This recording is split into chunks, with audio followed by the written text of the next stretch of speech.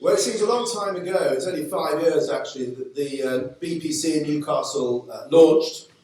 On that occasion, it launched during what was called the Beast from the East. You had this event on the 1st of March, where you wouldn't think you'd have a blizzard, but we did.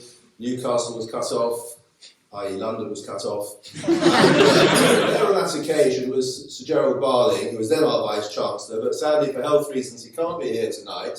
So it's 3 Vice-Chancellors plus 1, but we have got an interview with him, which I recorded early last week, and you'll see it really is the most charming interview.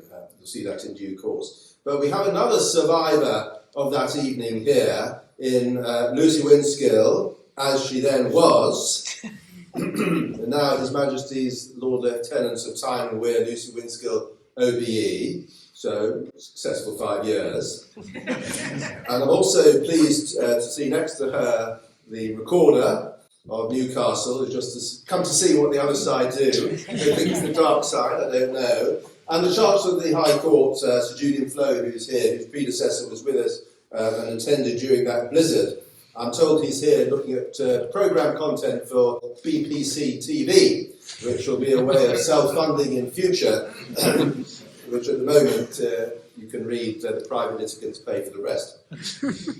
Well, I shan't labour you with the history of what we've been up to in the past 5 years. I'll say this, though, that the previous Chancellor, he said that we needed a business and property court because for 200 years we've been trying to explain to people what Chancery is, and they still don't understand, so we've changed the name.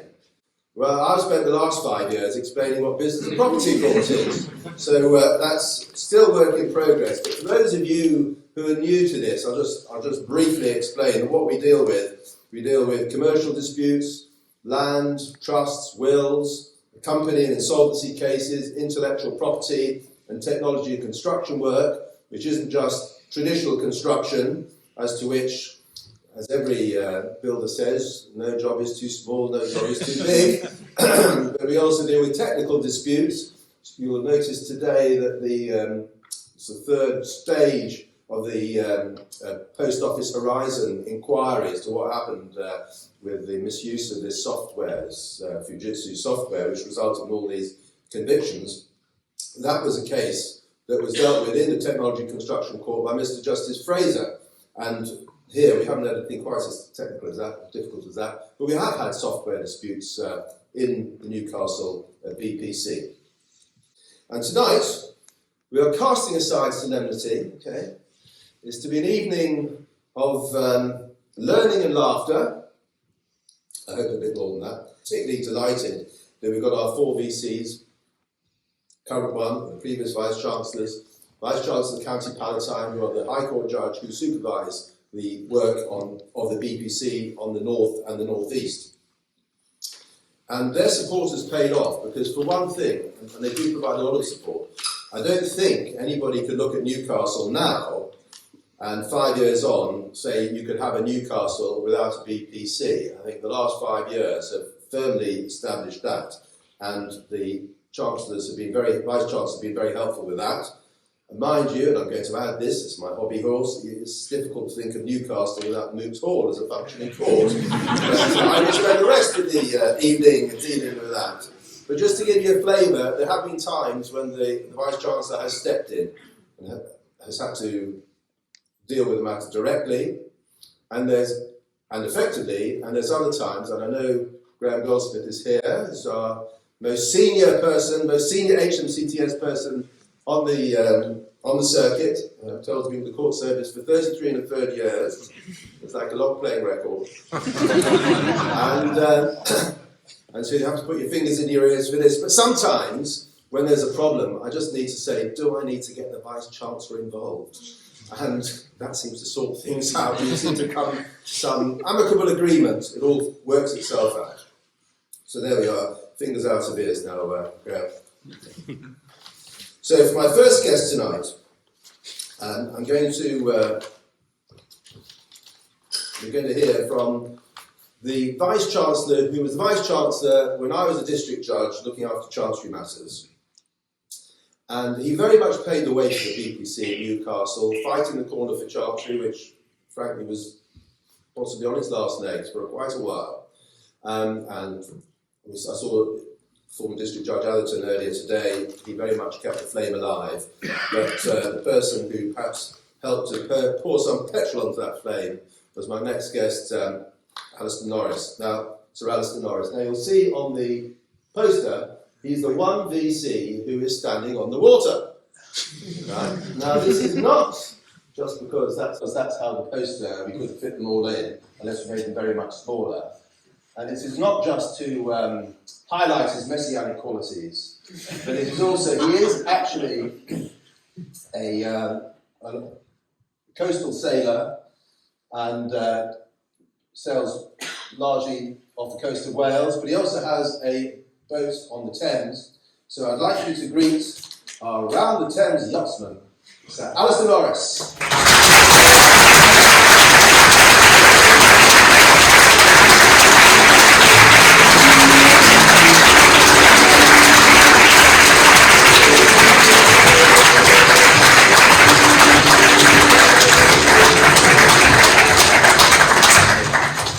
Thank you so much, sir. I'll take your seat.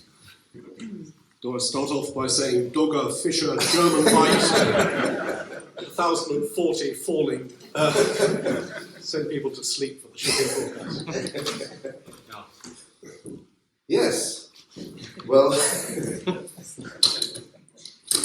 sorry, I just disentangled myself. Now, you did give me some lowdown on what you were going to say, which makes life a bit safer for me. But one of the things you mentioned was that you became interested in the law because of legal fiction like A.P. Herbert, Uncommon Law, Misleading Cases, the Henry Cecil books like Brothers-in-Law. And I wonder, and that also actually very much inspired me, and I wonder if that's really influenced the way you look at how we should proceed. Wigs, gowns, the formality of the occasion, that sort of thing. Well, at the school I went to, when you were aged 14, you had to take some pretty life-critical decisions. And I went with what I enjoyed doing, which was English and history and that sort of thing. And I read quite widely, and I did indeed read A.P. Herbert. And A.P. Herbert sort of inspired me to think about becoming a barrister. And I confess that the idea of the wig and the gown and standing up in court in a formal context, I found very, very attractive. It had a sort of theatrical quality to it. It wasn't a sort of technical thing. You could put yourself into it. And I confess that I found that one of the most impelling things towards going for the bar. If you didn't dress up, I'm not sure I'd have done it. I think I would have stuck being a doctor and wearing scrubs. But I do actually think that the formality of it is very important. And inevitably, when I entertain foreign judges, they say, will you put your wig on? And you say, well, I'm sorry, these days we don't wear a wig. We wear a sort of gown with red tabs. And they say, go and put your wig on. Or more often, can I wear your wig? And so, I still look at my bench wig. I'm retired now, and I have time on my hands. And I do look at my bench wig and think, they were really good days. I did enjoy them. So actually, should we just do a straw poll? Who likes to see barristers wearing a wig and gown as opposed to just in civvies? Let's have a look. Well, it's pretty mixed, isn't it? Yes. Well, it's a very important vote here. It's quite mixed. Yeah. Now let's just carry on from school, and we'll get on to pupillage, which is Everybody does. And your first pupil master actually was from Newcastle, wasn't he? Yes, my first pupil master was Henry Harrod. And Henry Harrod practiced crime in Newcastle until he thought of something more exciting to do, so he became a conveyancer in Lincoln's Inn. But Henry remembered his northeastern roots, and I learnt an awful lot from Henry. Henry was brilliant. Yeah. Well, in fact, Mark over here is the son of his first clerk, I think. 46 Granger Street, Henry Harrod. Oh, right. Yes. Yes, he was at Granger Street, that's right. Yeah. And then Peter Langan, of course, who was on this circuit as a judge. Peter Langan, who sat at Leeds. So I had Peter for a while. Henry was a very cerebral person, which is why possibly crime didn't go with him. And he would sit in his room in the semi-darkness, flicking his pen at the wall to try and get the ink going. And then he would sit and he would write out an opinion on settlements or pin money or jointures or something like that. And I was meant to be doing the same. But he did once go to court, I remember it. He had a small French car, a De Chevaux, I don't remember if people know what they are, but it lacked an exhaust pipe. And so we drove from Notting Hill to some of the depths of Suffolk in this car. By the time we got there, we were both completely deaf. We did the case, and as I said on another occasion, our opponent had the advantage over us of functioning eardrums, but the disadvantage of rather less between them than Henry. So we came away very satisfied. And I thought, if this is litigation, I like this. And Peter Langan was a great litigator. I mean, he was the member of Chambers. I joined Chambers, there were 8 people in Chambers. Peter Langan was the litigation specialist, so we trumped around all the county courts doing mortgage actions and landlord and tenant actions and so forth. And Peter taught me, though you would not think so, the benefits of terseness and conciseness. And he was a brilliant lawyer, was Peter Langan, and I think we were very lucky to have him at Leeds. I think he's still going as a mediator and arbitrator. Somebody possibly. Jackson bumped into him in London the other day. Oh, right. Still going. He was very good. And then you really have a litigation practice, actually, didn't you? In professional negligence. I did. Yeah, I mean, one of the odd things about the bar is you set out with an idea of what you'd like to be doing, but opportunities come along, and you end up doing things you never thought you would do. And if you're any good at them, they kind of grow and take over. And I was very lucky to sort of ride the crest of the professional negligence wave. I specialised in negligent solicitors, of whom there are very few. I specialised in negligent solicitors, negligent barristers, some accountants and actuaries, and that sort of work. So that's that side of professional negligence. And I did a lot of travelling. I did cases in Newcastle. In fact, I remember one case that I did in Newcastle where the clerks said, as soon as I'd finished my case in Newcastle, I had another case for me. And I said, where's that? And they said, Bodmin. And I said, do you know where Newcastle and Bodmin are? And they charmingly said no. So there we are, finished in Newcastle, started in Bodmin the following morning. I did a lot of work in the West Country, actually. And as I think I said to you on another occasion, it was quite profitable because neither Devon nor Cornish solicitors really paid any attention to the Law of Property Act 1925, which was a bit novel for them. So there was plenty. Yeah. Well, I should have spent more time in Devon. And you obviously enjoy the trial, don't you? You like the drama and the unexpected. I love trial. I've never wanted to be anything other than a trial lawyer or eventually a trial judge. And it's the surprises that you get. Sometimes witnesses simply make you corpse. I remember one case which involved Herefordshire farmers, and they were waiting for some decision to come through that was vital to the future of their farm. And counsel said to the witness, well, how did you feel during this period? Well, my lord, we was like Norris men in a minefield. That's sort of authentic answer. It gets the judge completely on side. But I remember another occasion when I was sitting. I'm not sure where it was, but I was sitting. I think it might have been Birmingham, and we went through the usual procedure with counsel, calling a witness. Are you so and so? Yes. Can you turn to page 254 in the bundle? Yes. Is that the witness statement you made in this answer? Yeah. In this action? Yes. Can you turn to page 258? Is that your signature? Yes. And are the contents of your witness statement true? No. Thank you. If you just stay there, my learned friend will have some questions for you. So I said, well, I might have some questions before that. It was embarrassing to watch counsel trying to examine in chief, because it's something you never do these days. You just witness in the box, read the witness statement. So he had to examine in chief. And the truth was that the witness had been asked to make a statement in support of his friend. And he said he was perfectly happy to sign this and so forth. He explained to me, when he got the witness box, he said, I see all these wigs and these gowns, and I'm asked to swear an oath about the truth. I can't do it. And so that was it. And I think that was a very, very good demonstration of why formality is something that's quite important. And also the trial in person. The trial, absolutely, the trial. I agree. Things come out. You just wouldn't think, yeah, the trial. I'm going to ask you about your Birmingham days. You mentioned Birmingham, because you then became a circuit judge, special circuit judge in Birmingham, and a High Court judge. Yeah. And then from professional negligence, you did a lot of corporate insolvency. Yeah. And there's one case I want to ask you about in particular, which is the Rover Morris case. Because most people know about Rover Morris, they know it went down. Yeah. It was the last sort of survivor of the British motor industry went down, and they know that the directors came in for a lot of criticism and the rest of it. But there was another side to it which you dealt with, which had some lasting impact really across Europe.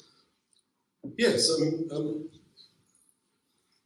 I was really introduced to insolvency at Birmingham because the motor industry, when I was appointed, was generally collapsing. I mean, it was a constant stream of small companies not being paid and so forth, and trying to keep the business going and seeking administrations, and we did an awful lot of administration work. And then the big one came, which was MG Rover, and when it went into administration, there was a problem of what to do with all of the European subsidiaries.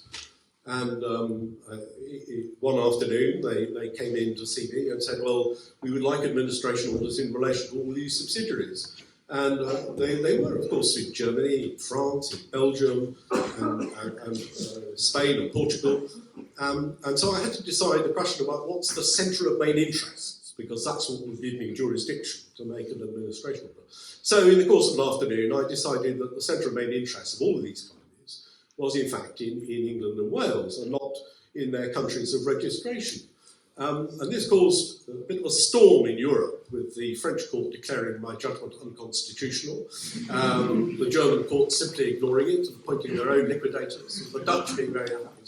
But anyway, it sorted itself all out, because what I'd done was actually in entire accordance with the EU regulation. But then the problem was this, that the administrators wanted all of these companies to have an administrative base in the UK because they wanted to shift the stock around. Because the Germans liked the well-made cars, the Rover 75s, whereas the Spanish and the Portuguese liked all the walnut and the leather of the small ones, the sort of Honda spin-offs that MG Rover were making. And so the great plan was to ship the stock around Europe to where it would make the most money. But then there was a spanner in the works because I think it was the French employees decided that English insolvency law didn't give them the sort of rights they would have at home. So we gave them 2 weeks' pay and a packet of crisps, whereas they really wanted, return tickets to the south of France every year. And so they said, well, we're going to have French territorial proceedings. And that, of course, would have mussed up the entire strategy, because French assets for French creditors was not really part of the plan. So I decided that, in fact, we could carry on an English administration, but we could give the French employees their equivalent rights in an English administration. This was, at the time, a pretty novel step to have taken. In fact, a much better judge than me, Justice Lindsay, was doing the same thing although I didn't know it, in an American case called Collins and Aikman. But this decision to give foreign employees rights in England went down a storm in Europe. All of a sudden, here was an English judge who, having taken exorbitant jurisdiction over our companies, was actually going to recognise our local law. And this technique acquired the rather grand name of synthetic secondary proceedings. And everybody started doing it. They thought it was a wonderful idea because it avoided all the complications of territorial proceedings. And in fact, I think now it is part of the EU recast regulation. And I take great heart from that because there it was in a sort of courtroom in Birmingham in the BPC. We invented a technique and applied a technique which has had a significant impact across Europe. And I think that does emphasise the value of the BPCs, not just sort of glorified country courts sitting out. I mean, there's genuinely important work that's done there, and you can influence the development of the law. Yeah. I will do one day. I'll look into that. The other thing for these petrol heads here is that you have something to say about what the Rover Group didn't actually. It has some pretty good designs, but yeah, I mean, it was the great problem. They had a terrific design team, and they produced some wonderful concept cars and so forth. But they just didn't have the money to develop any of them, and so they ended up producing these dreadful second-rate cars, and it was really no surprise that they weren't done. You may remember that they imported a load of cars from India, small mini cars, which were just dreadful, and understandably didn't sell. Well, no, that was it really. It was a real shortage of investment, not a shortage of ideas, not a shortage of production techniques, but just a shortage of investment. A pattern I regret. I think we're going to see again. Very good. So, well, for those petrol heads who are here on that bombshell, I'm going to thank you. It's really been pleasant talking to you. And if you'd like to stay here, yeah, do you want to stay here? You just move along. No, I'll move along to the end. Thank you. Thank you.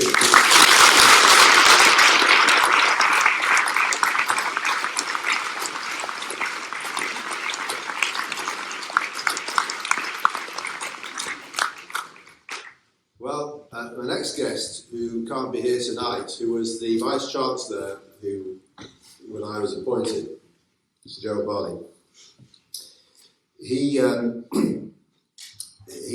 started practice in the north, but then he came down south and he put the government to the sword on many occasions as an expert in European law and general commercial law. So I have recorded an interview with him, so we're going to dull the light slightly and watch the interview. He is our D'Artagnan from the north who put the government to the sword, Sir Gerald Barling.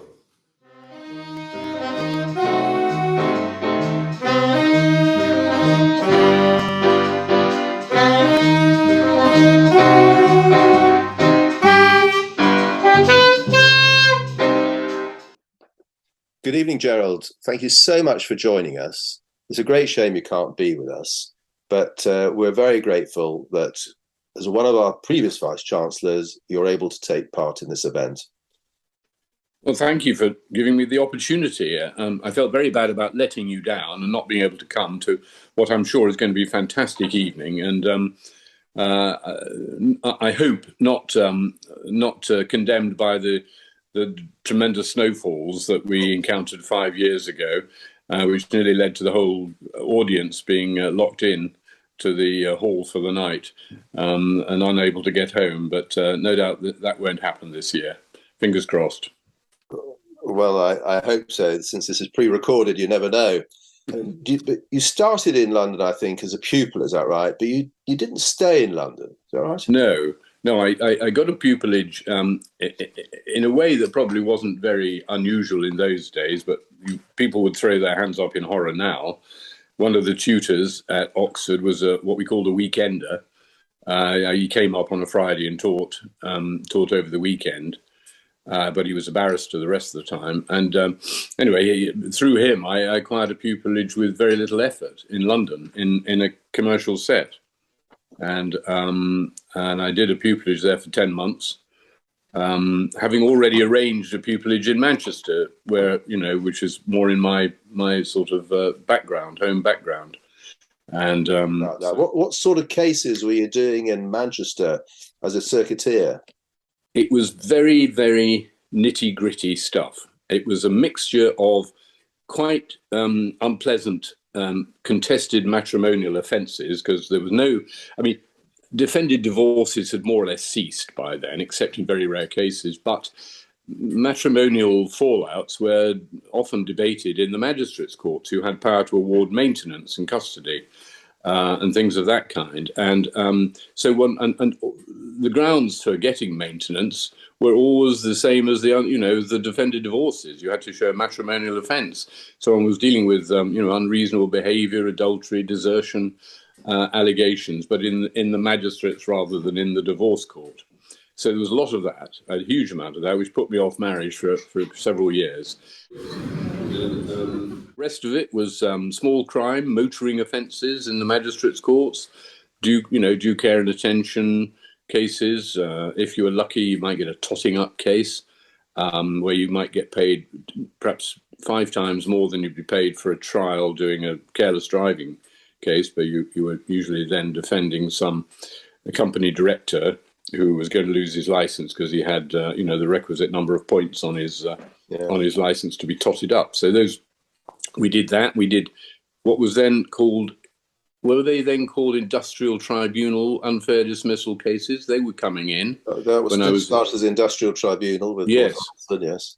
So we did a bit of that. We did personal injuries in the county court mainly, and we did sort of small jury trials in the Crown Court. So it was the whole, coroner's inquests, quite a lot of those.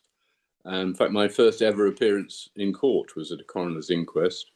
And so it was a wonderful training ground, because you were doing a different sort of case every day. You were cross-examining lots of people all the time in court, so you're on your feet very quickly, making a fool of yourself, really, but in fairly obscure courts sometimes. But then you made this incredible change. I used to say to pupils, and it may be of interest to the young barristers here, that you need to reinvent yourself at the bar a few times, and you certainly reinvented yourself, because you went from this circuiteer common law practice to this rather specialist, high-level commercial practice, European Union practice. So how do you achieve that? Well, I don't think I achieved anything, really, because I'm sure, Philip, it's probably not your experience too, is that nothing at the bar is really plannable. Things just happen to you. I met someone who'd been a member of Chambers in the past, but who was now working in Brussels. So he said, well, if you're a bit fed up, why don't you come take, 3 or 4 months off and do what was called a stage at the European Commission? Yeah. And he said, I reckon I can get you that unofficially. You won't be paid like most stagiaires, but you'll be able to get some experience in European law, and then you can come back to the bar in Manchester and sort of hoover up all the European law work and have a specialist practice. So I wasn't married. I didn't have any responsibilities, so I just took off to Brussels and spent 3 or 4 months doing that, working at the European Commission in the legal service. And there I met the late, great David Vaughan, who was a pioneer, really, of European law at the English bar. And through him, I eventually got an offer to join his chambers in London, which was Brickcourt Chambers, is Brickcourt Chambers now. And to join him as the only other person to do European law in those chambers, because David was really on his own. Our clerk, bless him, the legendary Ron Burley, did not, in the early stages at any rate, think a great deal of European law, to put it mildly. And so, we gradually grew in Brickcourt until it became, I don't know what it is now, probably a third of chambers do sort of European-related work, including competition law. I'd like to ask you about some of your cases, which will be of interest certainly to everybody here, but particularly the students here. but I'm going to go about it with a different format to the chat show format we're using. So I'm going to ask you to put your finger on the buzzer, and here's your starter for 10. I'm just going to read from a decision of Lord Phillips, the Master of the Rolls, from I think it's 2002 or 2003. The something litigation forms a notable chapter in the jurisprudence of this country and the Court of Justice of the European Communities. It is a lengthy chapter, and as this appeal demonstrates, one that has not been quite completed. The claimants were Anglo-Spanish fishing companies. Does that ring a bell? Just about, yes. I expect it. It probably rings a bell with quite a lot of the students in the audience too. It's he was talking about the Factortame case, which went on for a long time, about 15 years of litigation, I think, altogether. So can you tell us the background to Factortame? How did it come about? Well, it reached us via a fairly sort of small firm of shipping solicitors in the city, who represented some Spanish-owned fishing companies. And what had happened, I think, really, why the Spanish became involved was because Milford Haven had been a thriving fishing port back in the day, with 120 trawlers regularly fishing out of Milford Haven. And by the 1980s, it had dwindled to there were 7 trawlers left. And the town, from a fishing point of view, the town was dying. It was there wasn't any work for aspiring fishermen and all the rest of it. So, and I think when the Spaniards, when Spain joined the European Community in 1985, some very astute fishermen saw that they could continue to fish in their traditional fishing grounds off the west coast of Ireland under EU quota rules, and they would be able to do that even better if they could acquire more quota. So there were a lot of UK fishing vessels going begging up for sale with licenses, with quota attached to them. Quotas, I think, came in 1985. And so they acquired British fishing vessels already licensed and began to fish against the British quota. The then government, under Mrs. Thatcher, took exception to this. They were lobbied furiously by Cornish fishermen, who interestingly didn't fish for these kind of fish anyway, but who felt it was an outrage that Spaniards should be coming in and doing this. And the fish in question were hake, megrim, and monkfish. And the legislation was very simple. The 1988 Merchant Shipping Act simply said that if you wanted to own a British fishing vessel in order to fish against the UK quota, and you had to get on the register to become a British fishing vessel, and you had to be 75% beneficially owned by British residents, domiciled and resident in the UK. Well, most of the owners, the beneficial owners of these UK fishing companies, were actually domiciled and resident in Spain or Ireland and not in the UK, even though they landed a lot of their fish in the UK. They built ice plants in Milford Haven. They recruited sailors from Wales and other parts of the UK. So they were. I think the court accepted, or the other side accepted, that they were putting millions back into the UK economy. So the legislation, once it was brought into effect, basically stopped them fishing overnight, and therefore. There were these 2 issues then which arose, because you challenged the legislation, didn't you? And you challenged it and you sought interim relief to enable the fishermen to continue fishing, yes, and to suspend the Act of Parliament. And how was that received by firstly, the Divisional Court and subsequent courts?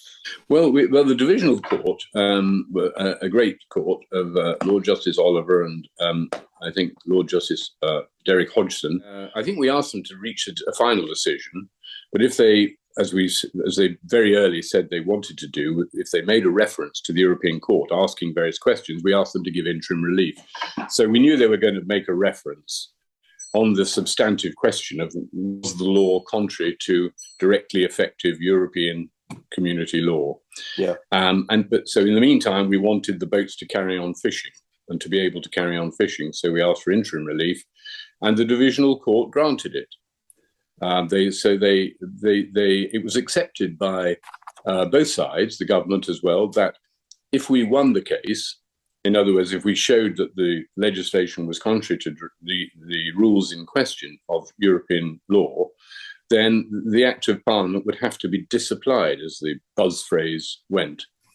But where they dug their heels in was to say, but you can't disapply it pending a finding that it's unlawful. It's an Act of Parliament. And so that was their argument, which the divisional court made short shrift of, but which found favour with the Court of Appeal. So we won in the divisional court. We got the injunction against the Crown suspending the Act, but we then lost the injunction in the Court of Appeal, where it was what the divisional court had done was said by the Court of Appeal to be a constitutional enormity. And then the House of Lords, although they referred the matter to the European Court, they were not really in favour of interim relief either, were they? Well, they said we need to ask the European Court, do we have to give it? So the implication was that we weren't really entitled to it absent European community law, providing some mandatory effect to give interim relief. And therefore, effectively, the Court of Appeal judgment, they said that sounds right, but we're going to ask the European Court to tell us whether we have to make interim relief available, even against an Act of Parliament and even against the Crown.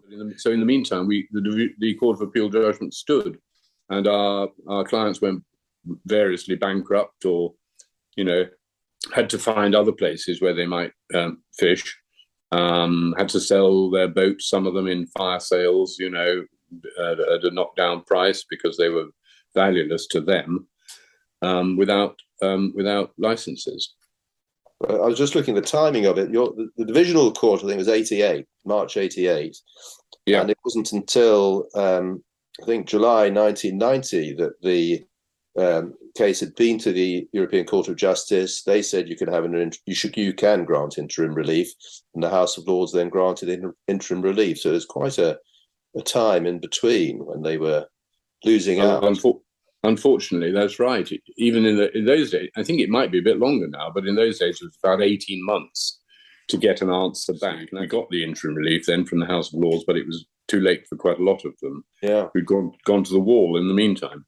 And then, having got your interim relief, and then further the substantive reference decided by Europe that this was contrary to European law, you then had to fight to get any compensation. Is that right? We did. There was this small window of normally you wouldn't get compensation if some actual piece of legislation was unlawful. It would just be quashed. Yeah. But under European community law, if the breach was, quote, sufficiently serious, and you could establish causation, and and that you could get damages against the state for a piece of legislation. So that was the as it were, what we hung on to for those who'd lost such a lot of livelihood.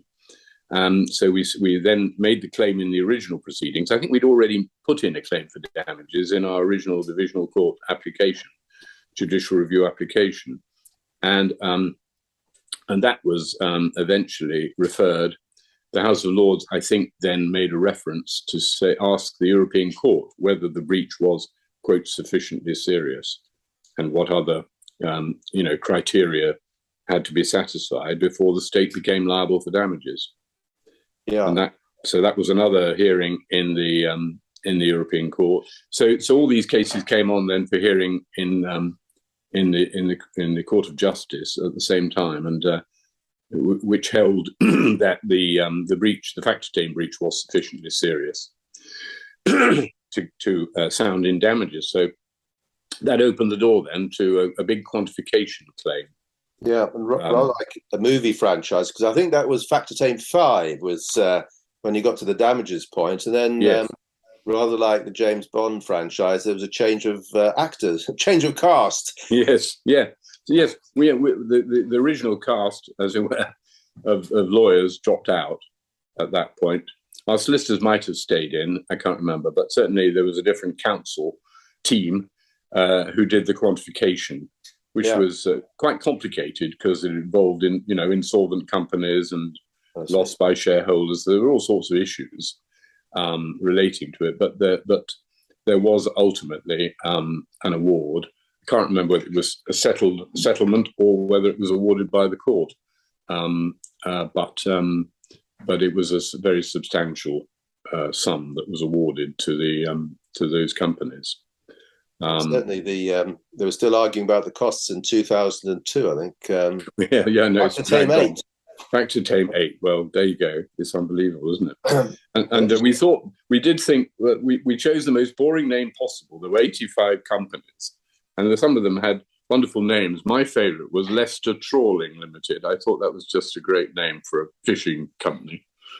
I think Leicester's quite a long way from the sea, but I think Leicester Trawling should have been Leicester Trawling. But we thought Factor Tame had a sufficiently boring name to be the lead claimant. I can imagine. Well, listen, Gerald, it's been lovely talking to you.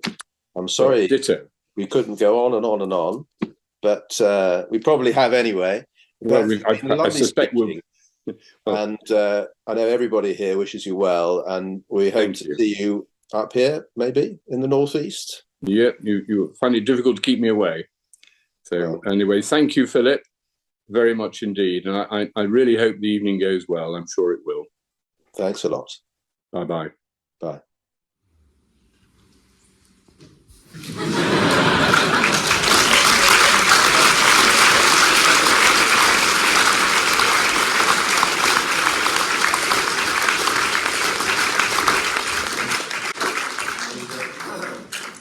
That interview is an edited version because we did go on and on and on, and there's 45 minutes of it. So what we're going to do is we're going to try and put it on the website in due course, so you can see the whole interview. Because he's got some fascinating insights about Sunday trading, which again he put the government to the sword, or eventually they changed the law, and now you can all go and do what you couldn't do when he was fighting his case, where he said you could buy pornography on a Sunday, but not a Bible. So now you can buy your Bibles if you want some reading matter. Right. Well, my next guest, when he was appointed to become the Vice-Chancellor, said it was like coming home. He's from Redcar. He's a judge from the north, and welcome home, son. It's Lord Lester Snowden.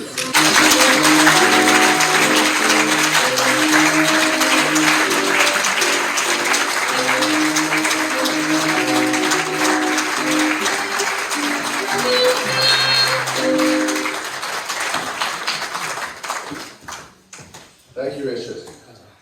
Good to see you. Come and take a seat. Yeah, I'm going to start with this Redcar, right? Yeah. Because that's where you're brought up and where you went to schools, right? It is. Yeah. I went to state school, comprehensive school, sixth form college in Redcar. I have to call it Redcar now because they don't really understand it down south. And I cut my teeth on the law. I was originally going to do maths and sciences at university. I realised I didn't have the anorak for it, and so I changed to law, and I funded myself through university by ICI scholarship. My dad worked for ICI, and by working for one of the local law firms in Middlesbrough. So my first real experience of the law was sort of Teesside Mags Court and the old Teesside Crown Court building, not the splendid building that there is now. So I was so determined. My last sitting as a High Court judge, I was determined was going to be somewhere that I'd never sat before, which was Teesside. So as luck would have it, and life is full of coincidences, I was in Manchester, and some liquidators in Manchester of British Steel wanted to do away with all the medical records of the British Steel employees from Redcoat. Now, they'd issued this in Manchester. I mean, Manchester, for God's sake. Why Manchester? Well, it's because they work there. But I wasn't having that, so I decided it was going to be transferred and heard in Middlesbrough. So it gave me the final opportunity to sit at the new, splendid Teesside Crown Court building. And I turned up on a Friday afternoon, and nobody had any idea who I was, and I went and sat in the judges' dining room and ate my sandwiches with the other judges, and I was an object of sort of amusement, derision, just mystification, really. And then bloody council were just not prepared. So it had to be adjourned, and so Tim Fancourt had to deal with it. Well, I don't know, actually, on Victoria Square Court, I always thought it was very well organised, because there was the youth court, next door was the magistrates' court, and along the corridor, called the concourse, was the Crown Court. So it's a career progression. So people just year in, year out, wandering along. Well, another thing that's in Redcoat, apart from, I think we were at Appleby Hopes, weren't you? Appleby Hopes, yeah. Well remembered. Sport's really important. Well, that's how I got into Appleby Hope and Matthews, actually, because I started as a rugby referee, and one of the guys who was running the Rugby Referee Society was a solicitor at Appleby Hope and Matthews, so that's how I got into the law firm. It's nothing to do with ability or anything. I started refereeing rugby games at school. I got injured, and one Friday afternoon, the games teacher came in and said, well, you were interested in refereeing, weren't you? And I said, yeah. He said, right, okay. Middlesbrough Fourths, Headingley Fourths have got a game tomorrow. They don't have a referee. Here's a law book, you're on. It's just like actually becoming a judge. You get about as much guidance. So, there I wandered onto a rather muddy field behind Middlesbrough Cricket Ground Rugby Club, as it now is. And I had a great time, ran around, blew the whistle. Game finished. The old stages had been beating 9 bells out of each other for 80 minutes. Put an arm in, said, fantastic ref, so thank you very much for coming. Have you ever seen the line-out before?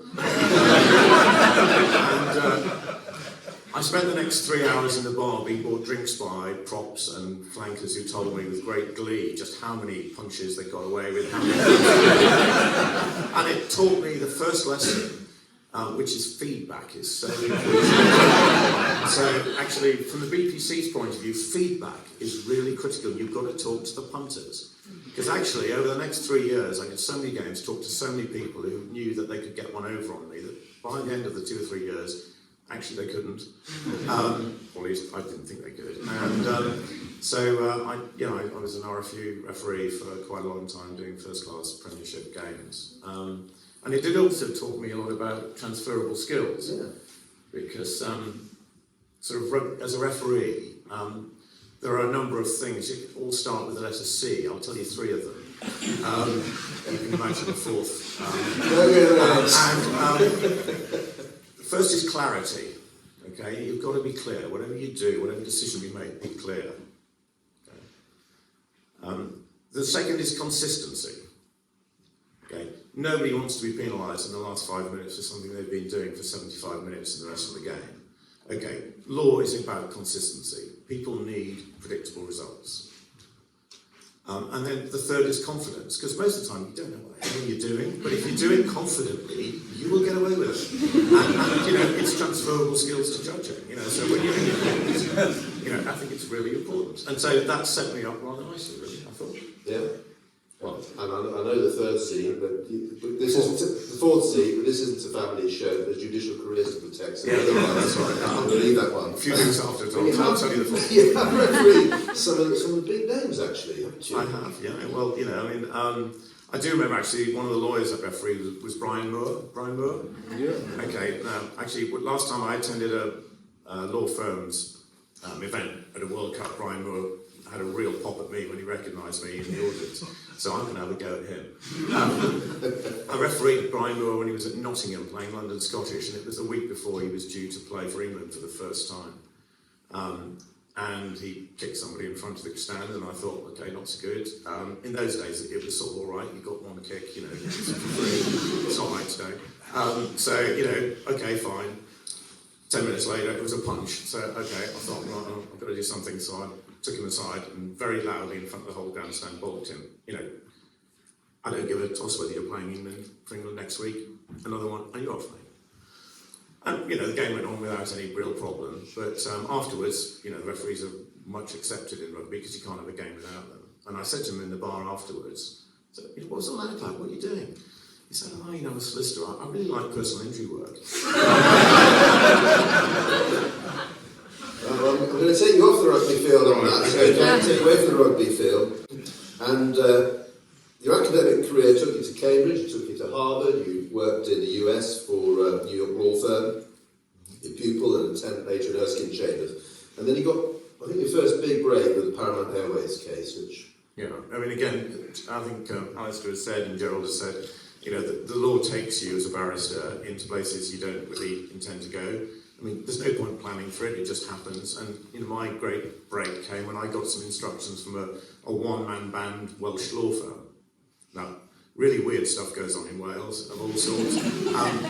But this was for Paramount Airways, and this was an airline that went into administration. The pilots was dismissed whilst they were in the air, flying around by the administrators, which didn't go down too well, to be perfectly honest. And one of them really got a bee in his bonnet, and he had after the event insurance, or had some insurance. So one little law firm, one-man law firm from Wales, said surely his contract of employment was adopted. No? And the entire legal profession, the insolvency profession at the rival chambers, South Square, had said, yeah, no, we wrote a letter, a specialised mouldings letter, so they were not adopted. And I thought, well, hang on a second, that can't be right. And sure enough, all the way up to the House of Lords, it actually was held, no, it wasn't right. Their contracts had been adopted because they'd been kept on for more than the 14 days that the legislation allowed.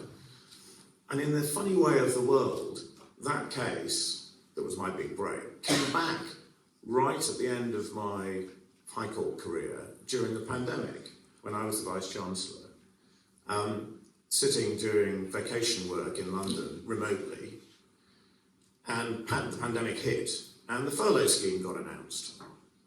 You know, remember that furlough scheme? You know, I'm sure lots of you were actually paid under the furlough scheme. You know, looking around the audience. Anyway, you know, so you were paid because you couldn't work, and it saved a lot of jobs. And the government just announced it on the website. There was no regulation, no legislation, because they were all far too busy. You know, they just said, yeah, we're going to have a furlough scheme. And some administrators of collegios said, well, the company's just gone into administration because obviously restaurants are all closed. So what do we do with the employees? We've got 14 days, we have to make a decision.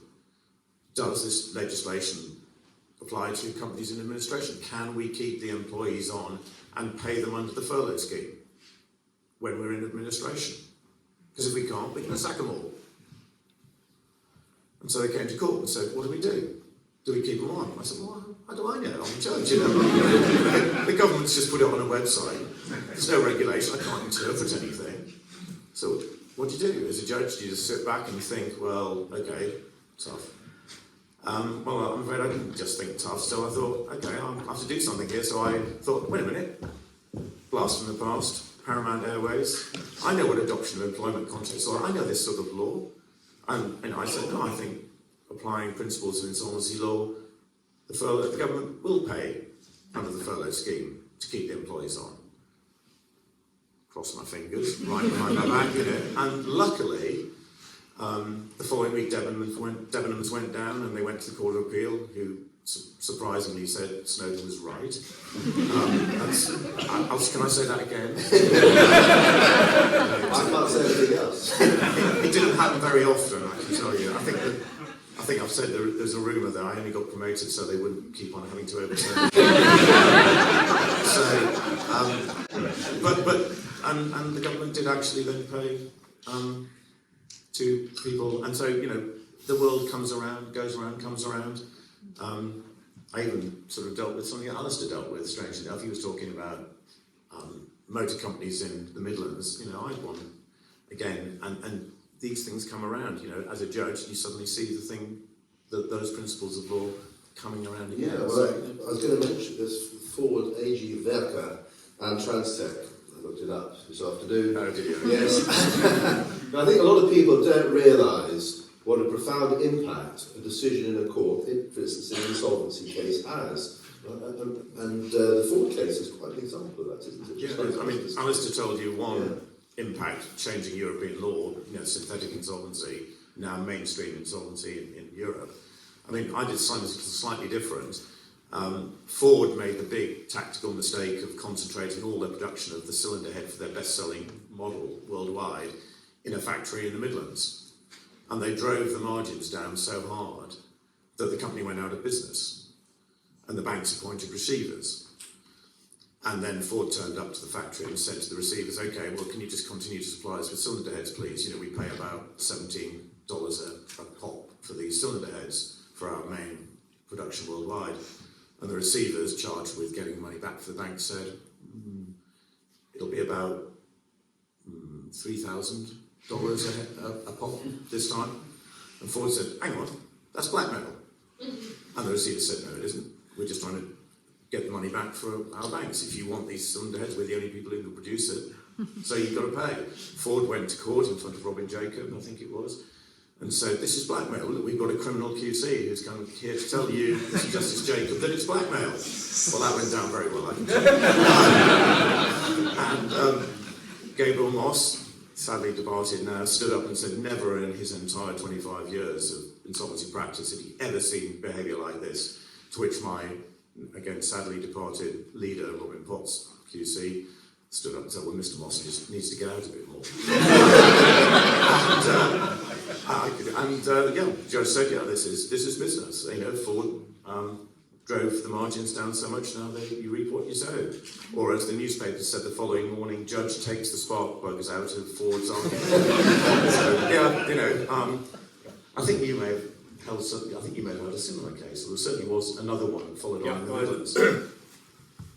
Yeah, I had one relating to the chassis for the Discovery, a particular version of the Discovery produced by Land Rover, where receivers went in and decided that they were not going to produce anything, and the question was whether we could get an injunction to force the company to produce their chassis for Discoveries, otherwise there couldn't be anything. Yeah. But the consequence now, to pick up Philip's point, is that no motor company worldwide or anybody else in that sort of industry who operate on a just-in-time ordering process, no company now concentrates all their production in just one factory. Right.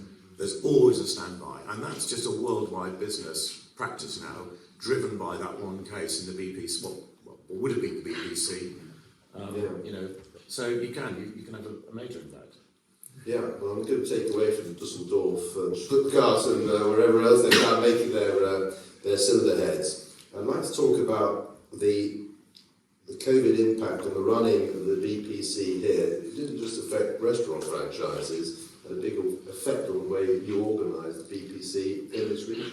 Yeah, well, I was appointed VC about 6 months before COVID, and following on from the feedback and the sense that the customer is always right, BPC is a mobile court in the sense that if the punters don't like what they're offered locally in the BPC, they'll take it somewhere else. And when I arrived, I found that people, for example, from the northeast were litigating in Manchester. Why? Because they thought they might get more judges in Manchester, greater selection. Philip was here, so or worse still, they were going down to London. Well, why? I'm sorry.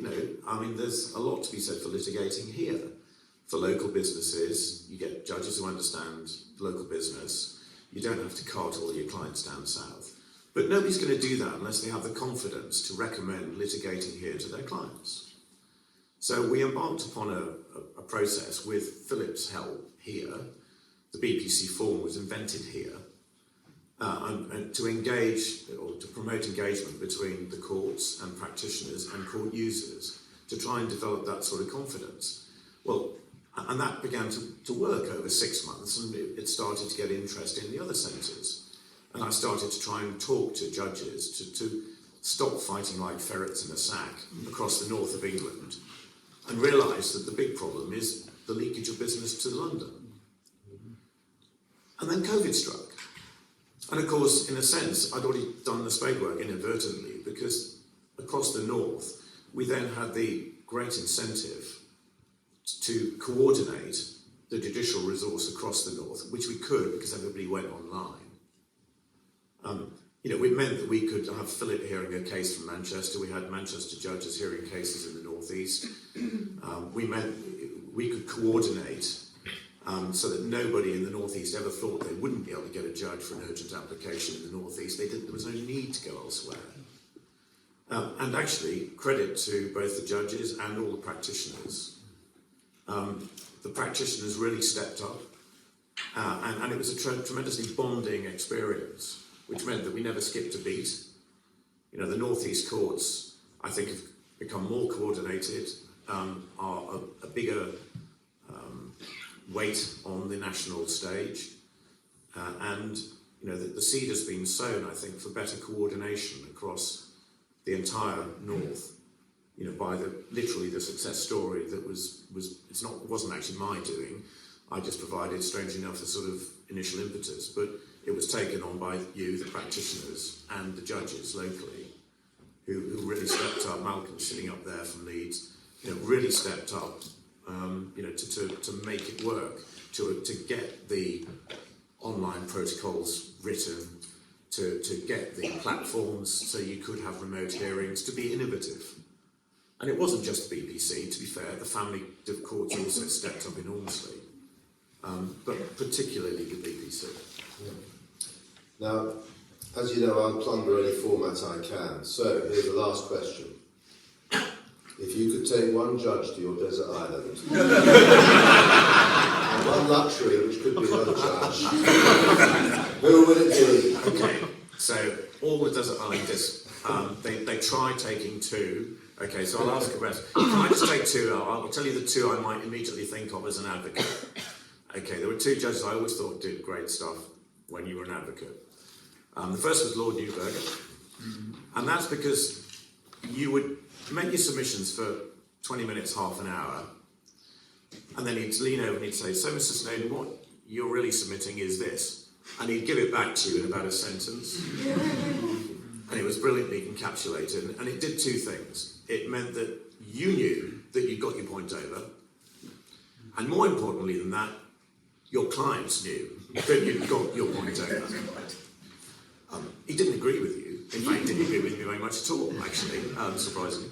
But, that's a great skill. It's a great people skill between judge and advocate.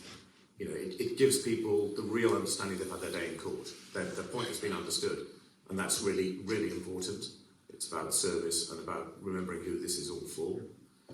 The other great judge is somebody I have the great privilege to sit with now, is Lord Justice Lewison.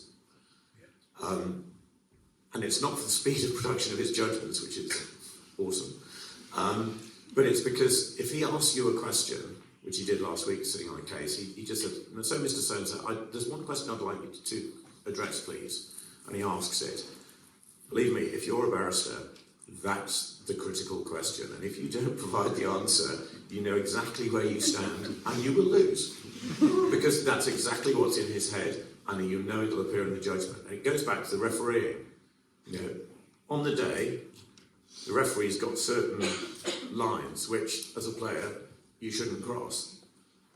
And as long as the referee says very clearly, "This is my line today, that's where I want you to play," you've got no complaint as a player if you step over the line and get penalised.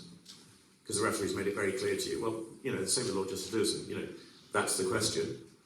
Don't answer it.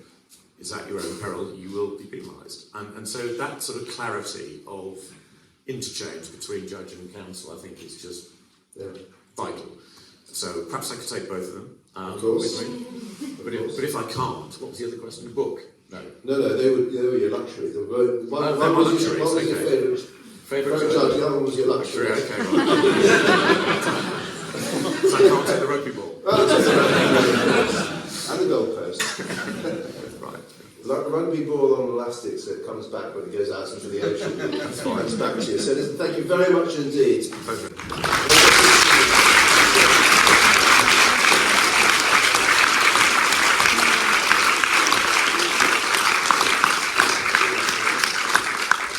So my next guest and my last guest tells me that he became interested in becoming a barrister as a result of watching Crown Court on the television. He didn't have to tell me he watched daytime television, but he's very frank about such matters. And one thing he will have learned is that he is the thin gold thread which runs up the northeast coast line up to Newcastle. This is our current Vice-Chancellor, Mr. Justice Fancourt.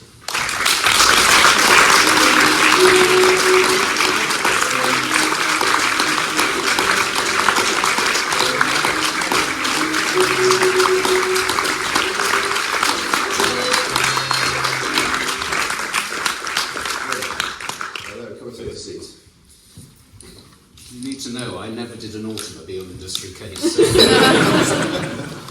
That's quite a relief, actually.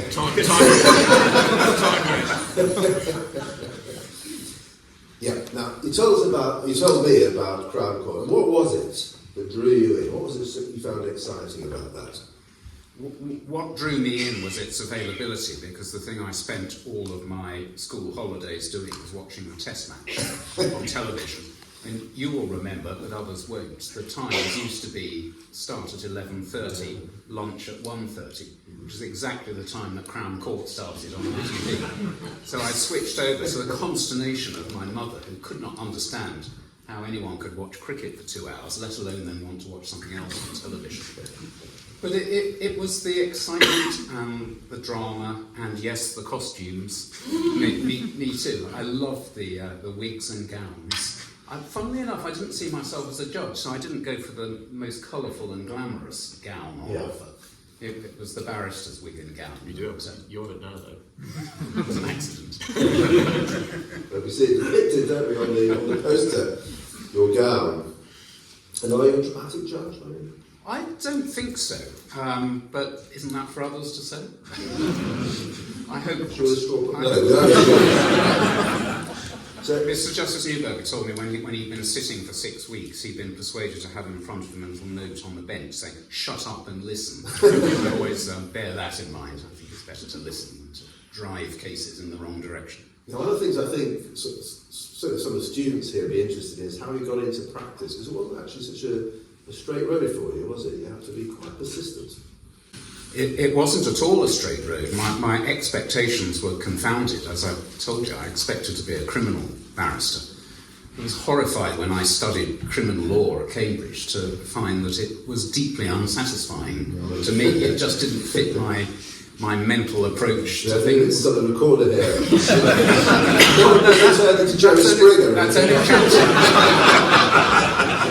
That's only chapter one. Chapter one. Practicing criminal law is something completely different from academic criminal law that you learn at university. Anyway, so criminal law was a disappointment in year one. Year two, land law, on the other hand, just fitted perfectly.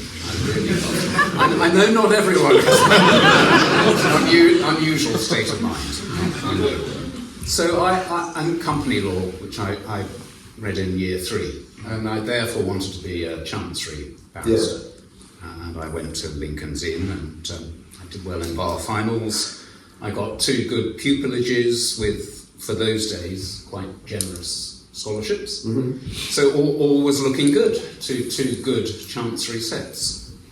What I didn't realise was that the first chancery set had also invited 5 other young pupils to be pupils at the same time as me.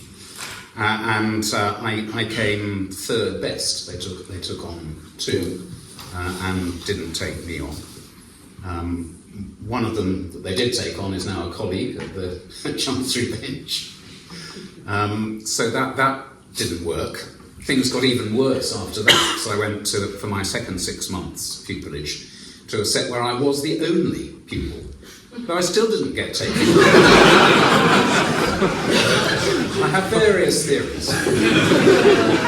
I did, however, when I was there, have the benefit of the most fantastic pupil master, one Michael Briggs, now Lord Briggs, Westport, who was terrifying because he was just so clever and so quick, but a fantastic role model, and had a wonderful practice as a senior junior at that time. So I learnt a lot. But his colleagues in Chambers wanted to go away on holiday for 2 months, as everyone did at that time, and wouldn't take a decision until they came back in October. And Michael said to me, "Tim, I think you go and look elsewhere. You might find something even better. And by the way, here's a set in the Temple who've just advertised. They're looking for a new tenant, 11 King's Bench Walk."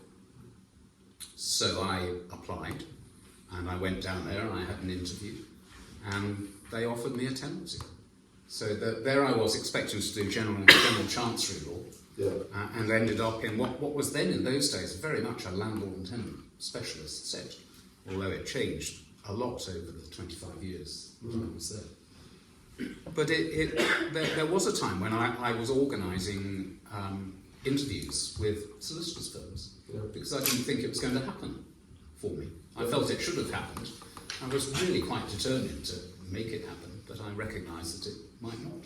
Yeah. And just tell me, landlord and tenant, because a lot of people might think this is very dull, really, but there is a sort of an interest in that there's an analysis to be done, and there's a certain answer at the end of it. Yes, it's a logical code. It's applied land law in a particular area, but it's a mix of land law and contract law, and then you super add on top of that insolvency, and you get the most fascinating area of law where principles of contract law and property law and insolvency conflict.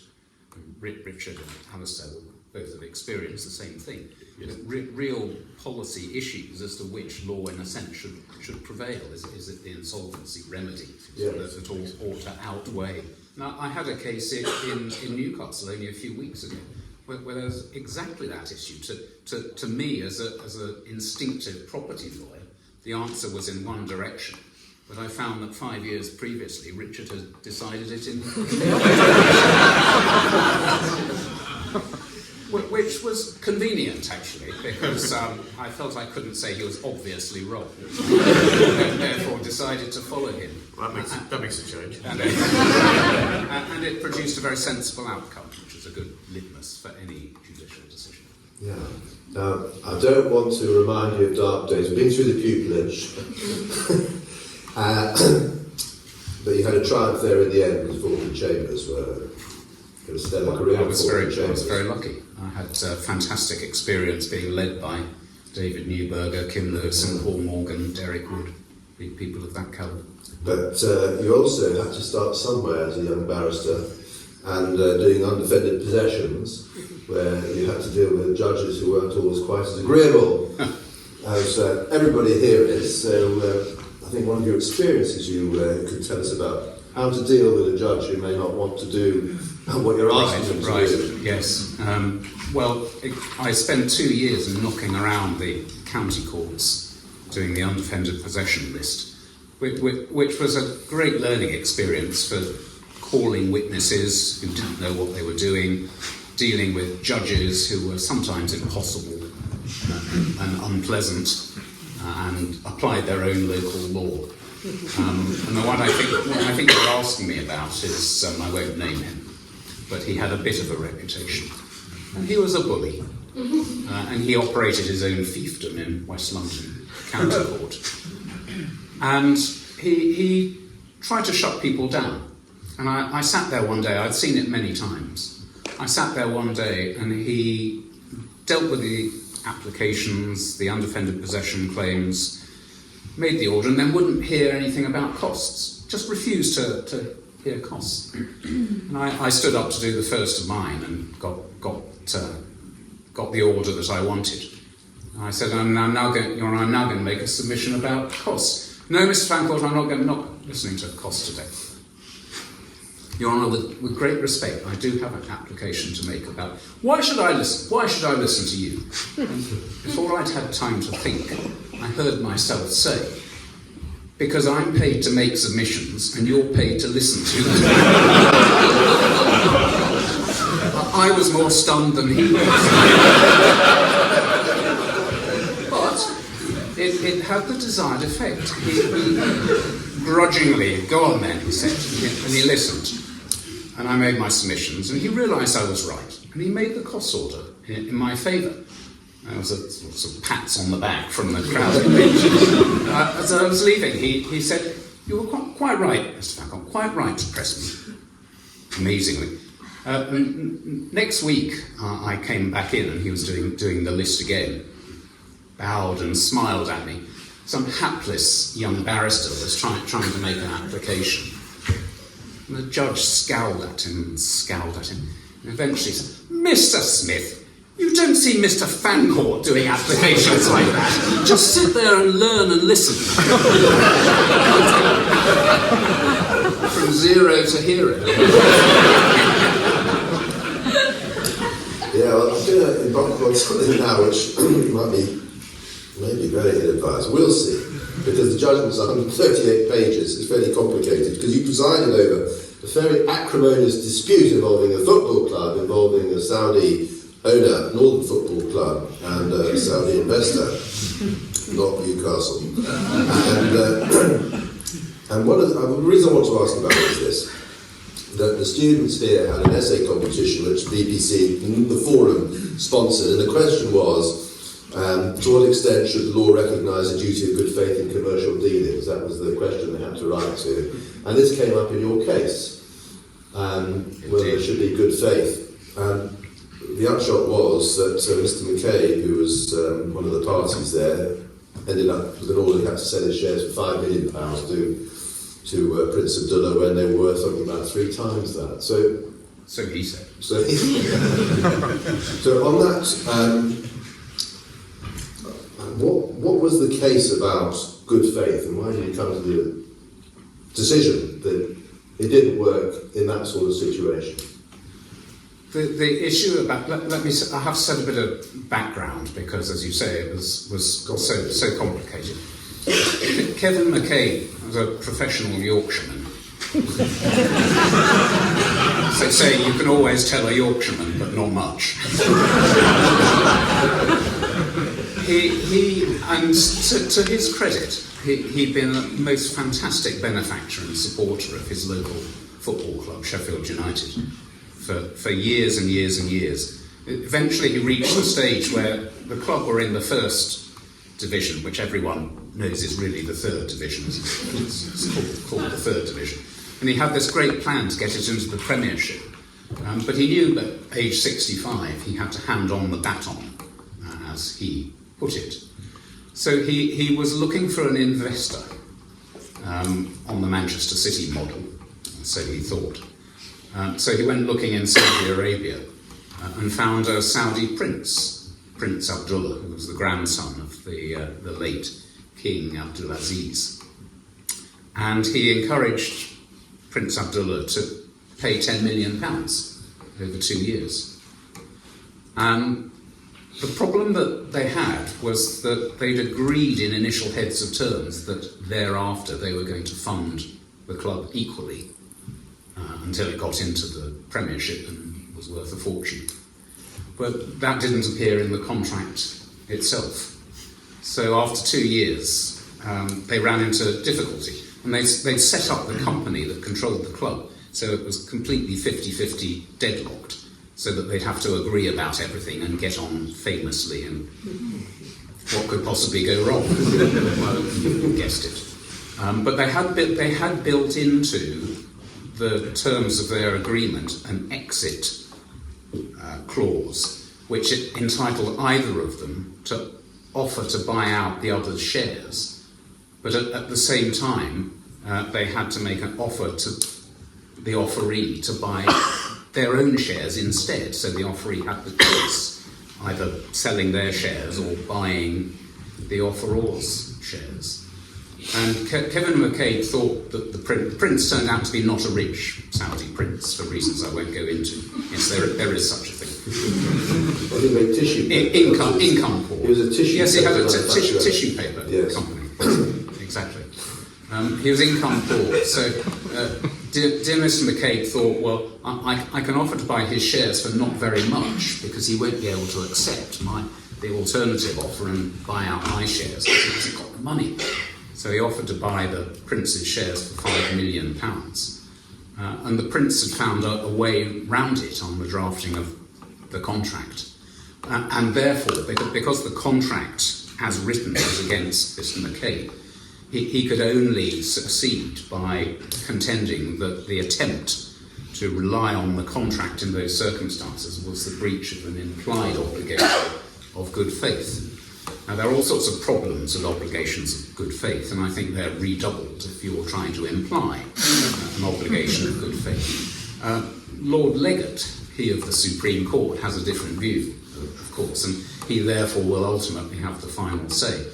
But it didn't work in my case because Mr. McCabe was trying to argue the obligation of good faith was there at a time where the parties were trying to operate the contractual machinery that separated their interests. And therefore, even if there was, which I didn't think there was, an implied obligation of good faith up to that point, as soon as one of the parties was trying to operate the exit machinery, at which point necessarily their interests were divergent, there couldn't be any longer any obligation of good faith.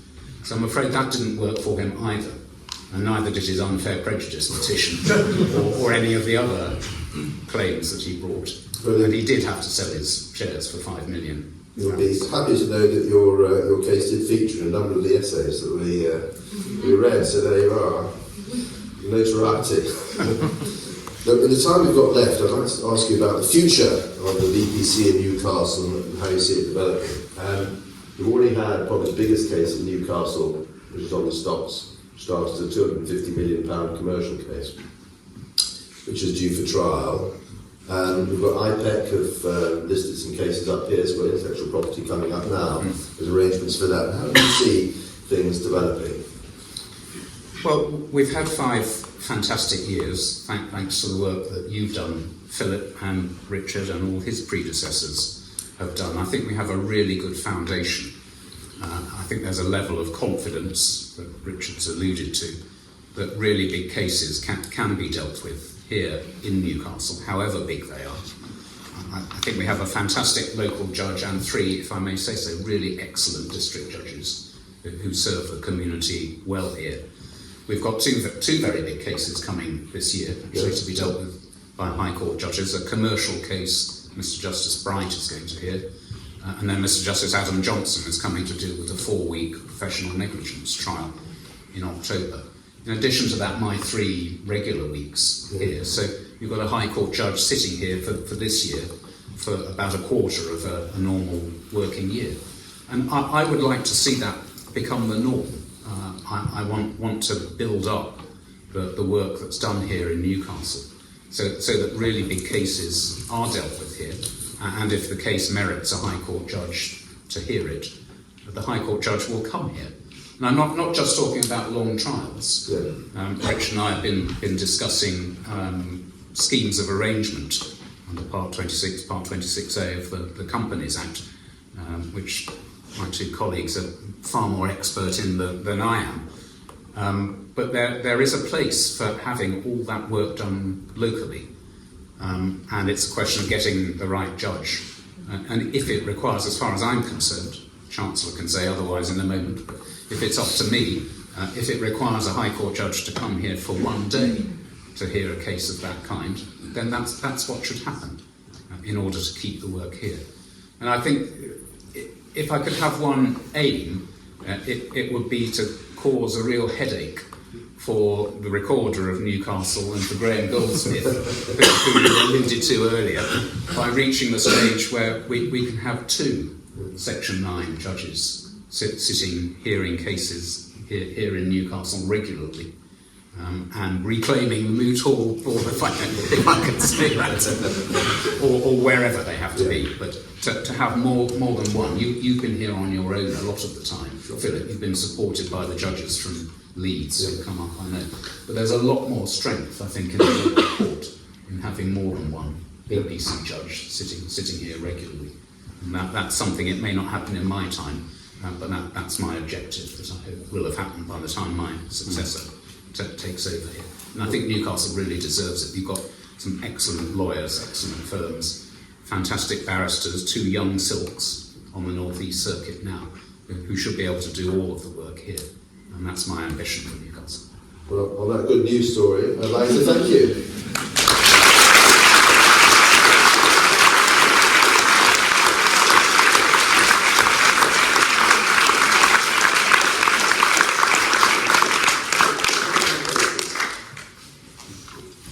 It looks a bit like Sunday school, this, doesn't it? Pass that along to Alastair.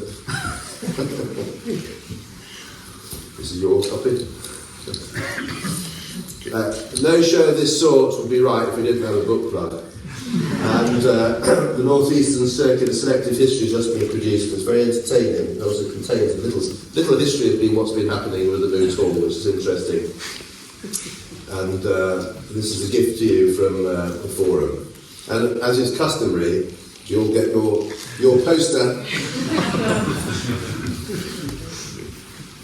Somehow I'm going to have to get Gerald's to his, so we'll talk about that afterwards. Well, what happens next?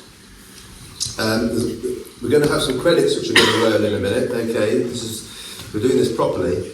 And then after the credits, the Chancellor's going to say a few words, I think. And then there's going to be reception outside, there'll be some wine and the rest of it. There's 2 real big thank yous I've got to give. They're actually on the credits. One of them's on the credits, one isn't. The one which is on the credit is a thanks to Manolette, who paid for the wine, and the coffee and the tea, really through Alexander Willer's good efforts. Thank you very much. And the other is somebody who's so modest that they don't want to appear on the credits, but these fantastic digital credits have been produced by Jonathan Roger, who's put an enormous amount of effort. I know, because I've been getting texts sort of late into the night, is this all right? Is that all right? He doubtless would sound far too demanding, but I'd like to give him a big thank you, because I think the whole thing looks so much more slick when you've got a good graphic. So I'd like to thank him.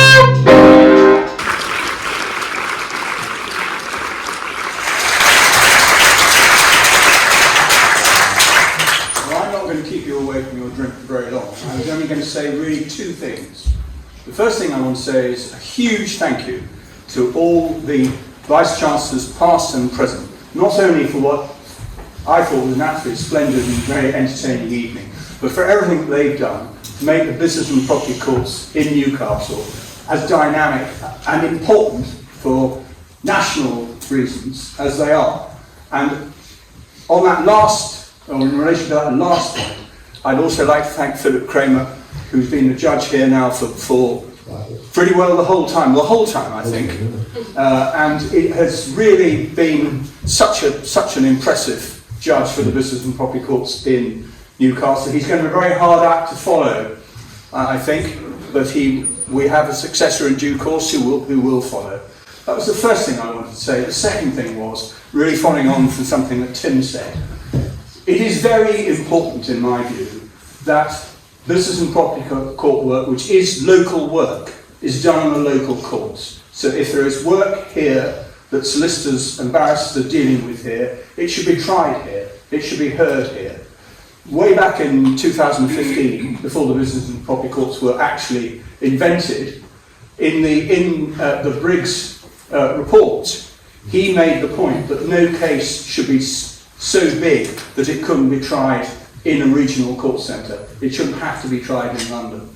And just so Tim has my assurance as Chancellor, I entirely support the proposition that if there are cases, they don't have to be trials, but if there are other cases, schemes of arrangement, or even applications in large cases which require a High Court judge to come to Newcastle, I will certainly ensure, so far as the Chancery Division is concerned, that they come here. So far as the Commercial Court and the TCC are concerned, I'll do the best I can to ensure that they are persuaded also that people should come, judges should come here to try the cases. As Philip said, we have Robert Bright, new Commercial Court judge, coming up, I think, in March, unless things go off the rails, to try a case here. I'm not sure when the last time was that Commercial Court judge sat in Newcastle. It's a while now, I think. But it really inspires me, because I started, my practice was really in commercial law, and I did a lot of shipping work.